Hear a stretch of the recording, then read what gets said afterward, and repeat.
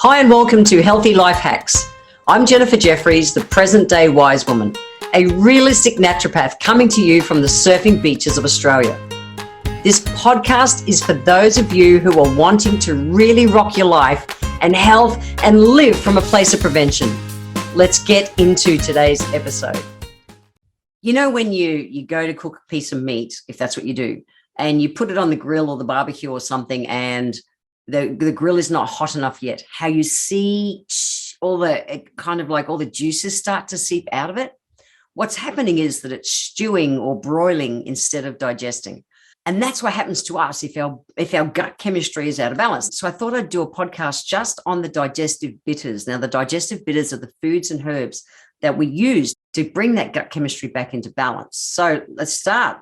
How do I know if I've got high or low stomach acids? That's it. How do you know? An easy, simple way. And it's not a hard and fast rule, but it's a good indicator. And that's after eating.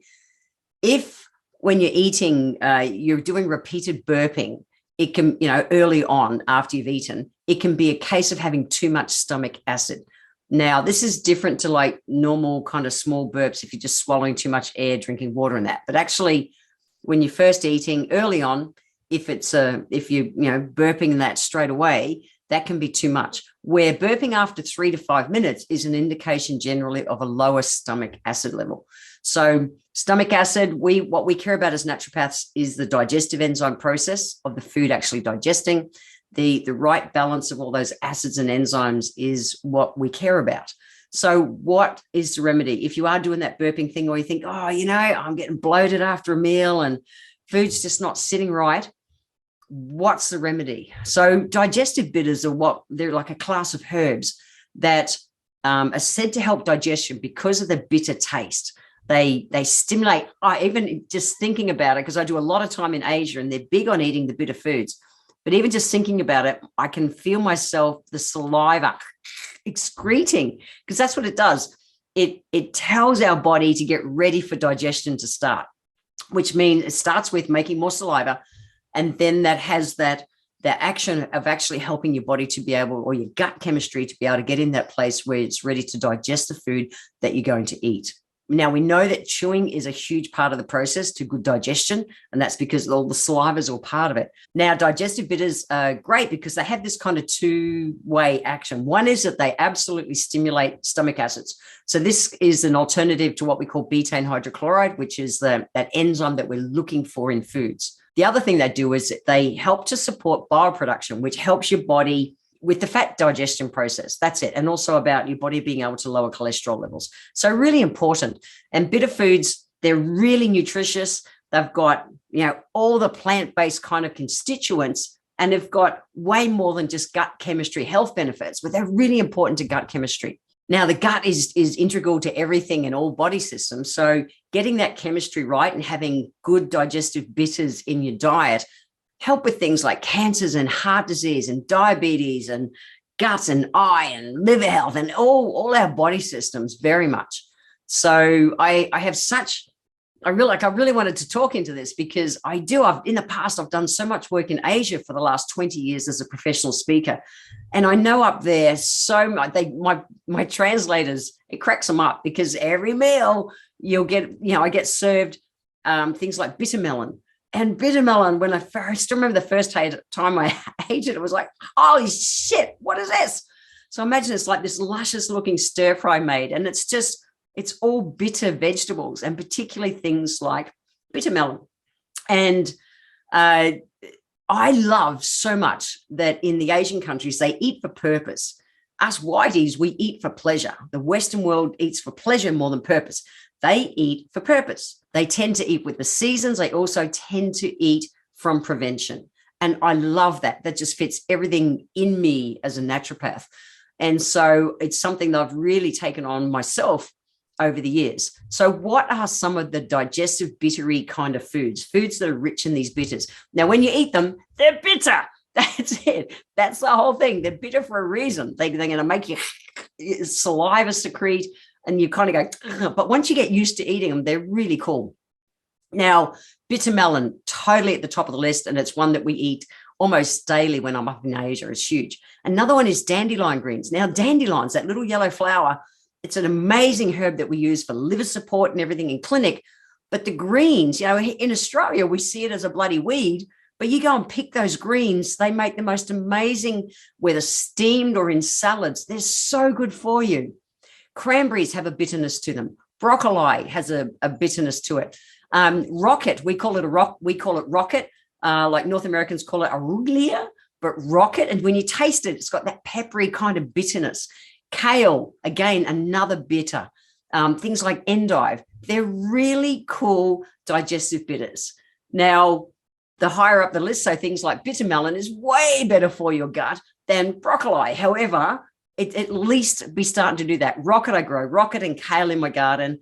That I'll sit down to a salad based on those kind of greens before I'll sit down to a salad based on bloody iceberg lettuce. It's, in my mind, it's got nothing in it. So when it comes to fruit, we're looking at the enzymes. And so fruits like, the pawpaw, which some people call papaya, kiwi fruit, fresh pineapple, figs, all contain the enzymes called protease. Now, protease speed up that breakdown of proteins. And in fact, if you want to make the best, if you're a meat eater, I am not, but if you're a meat eater, don't pash your meat, mash something like kiwi fruit or fresh pineapple or pawpaw onto the meat. It is the most insane tenderizer. It is, because it's kind of pre-digesting the food, which is huge. So those enzymes are great. I've spoken about those fruit in the past, things like kiwi fruit, pineapple, fresh pawpaw in the past. Remember, I've always said that those enzymes are only live for about 15, 20 minutes. So if you cut the fruit, make a big fruit salad, chuck it in your fridge, you're going to lose the enzyme action. You'll still get lots of goodness out of the food, but you won't get the enzymes. If you want the enzyme, that's why I'm a big kiwi fruit eater, because they're a perfect size. I can eat one in a sitting and pull up those enzymes naturally. Cool. So that's the enzymes and bitters when it comes to foods. So you're thinking, not a big fan of bitter melon. I don't know. Do I need some extra digestive bitters as a supplement? Well, you might. Now, how do you take digestive bitters first? The first thing is you take them generally about 10 minutes before you start eating, if you can. That's the ideal way, or at least include those kind of foods in your meal. That's really important. Now, you notice it's the week between Christmas and New Year here right at the moment as I record this. And you might have noticed Christmas dinner, you ate heavier, stodgier kind of foods and you were feeling bloated and gassy. And if you'd had, even something simple like some kiwi fruit or some fresh, pineapple or something before your meal, your body will have had a better chance at rebalancing the acidity in the stomach, and your your LES would have kept closed. And you're going, hang on, what's your LES? It's your lower esophageal sphincter, your LES. And it's what it is. It's a bundle of muscles at the end of the esophagus. So down here, the kind of upper gut part, where if you're going to get that heartburn kind of feeling, that's where you feel it. So it's meant to close properly. And when it does close properly, the stomach acids and contents can't travel backwards up from the stomach. So one thing you can do to really directly help your LES is apple cider vinegar. And a lot of practitioners, will prescribe a teaspoon of apple cider vinegar in a little bit of water or some lemon juice before you eat, because that can stimulate the acid production ready for digestion before your meal. Or you can consider taking a betaine hydrochloride kind of supplement. That's possible too. So coming from a place of prevention, if you tend to get bloated, gassy, or indigestion, prep your stomach beforehand. It's interesting. The digestive system is the biggest body system that naturopaths think entirely opposite to the way doctors do. They'll prescribe, if someone's got over acid, they'll prescribe a medication to suppress acid instead of getting the enzyme production right to help, rectify the problem, not just be dealing with a symptom all the time. Now, I'm not giving any medical advice here, please know that. But if you are suffering with things like indigestion and heartburn and nausea, cramping, bloating, gassy, give it a go. Give it a go. It might be as simple as some apple cider vinegar before your meal, and bring some of your bitter herbs into your meals more often. It can be that simple. Now, in a tonic form in clinic, we would usually prescribe digestive bitters in an alcoholic suspension.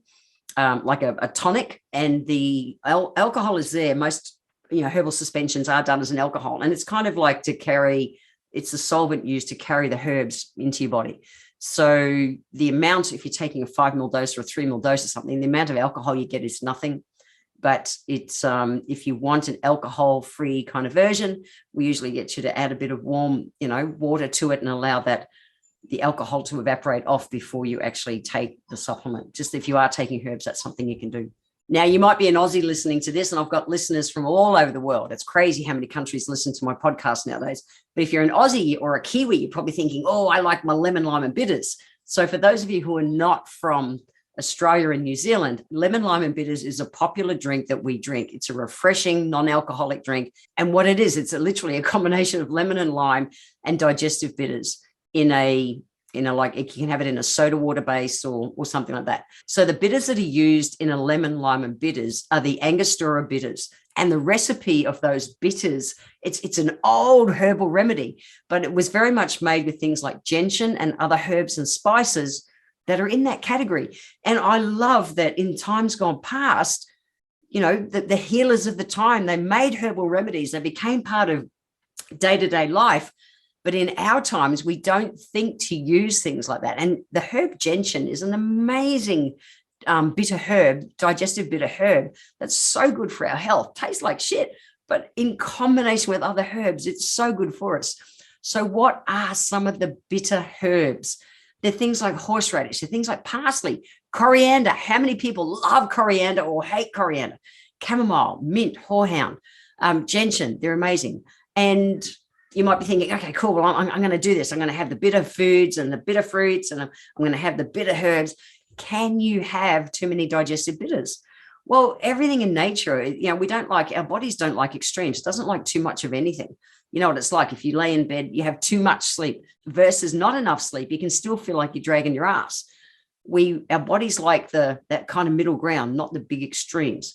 So it is possible to have too much of a good thing.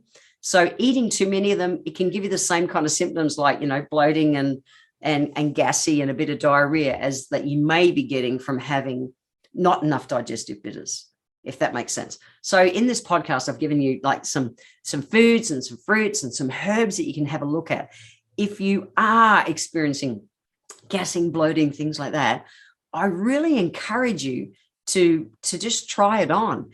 Find a couple of these foods and bring them into your life as a regular routine and see how your body deals with it. You might be the person who's going to try some apple cider vinegar before a meal or some lemon juice before a meal. I give you 2 healthy life hacks today. One is to think about it, like really bring in some digestive, bitter herbs and foods into your regular meals. That's it. And healthy life hack number 2 is what that's all about. It's about living from a place of prevention. Don't wait to get bloated and farty and uncomfortable in the gut and long-term doing something to upset your body system. Support it now. Live from a place of prevention. That's healthy life hack number 2. Like I said, I make my salad with things like rocket and kale versus bloody iceberg lettuce. Why? Because I know it's so good for my gut. I really like looking after gut chemistry. I'm a big eater. I have kiwi fruit every single day because I know how good it is for me. Grow my own pineapples. It's simple stuff that we can do that really makes a difference. If you would like to get a copy of the show notes so you can go back and have a look at the lists of those fruits and foods and herbs that I recommend, go to www.healthylifehacks.com.au. I want to thank you for being here today. If you enjoyed my podcast, please let me know by leaving a review on Apple Podcast. Every month, I draw one lucky person who leaves a review on Apple Podcasts to have a free 1-hour consultation with me. Be sure to subscribe to the show wherever you're tuning in from so that you always catch the next episode. And if you would like to receive a free copy of my Feed Your Body ebook, simply click the link in the comments below. Join my newsletter and we will get that free ebook sent to you. I welcome your emails and you can write to me at podcast@healthylifehacks.com.au. Until next time, remember, when it comes to life, live it, love it, and get on with it.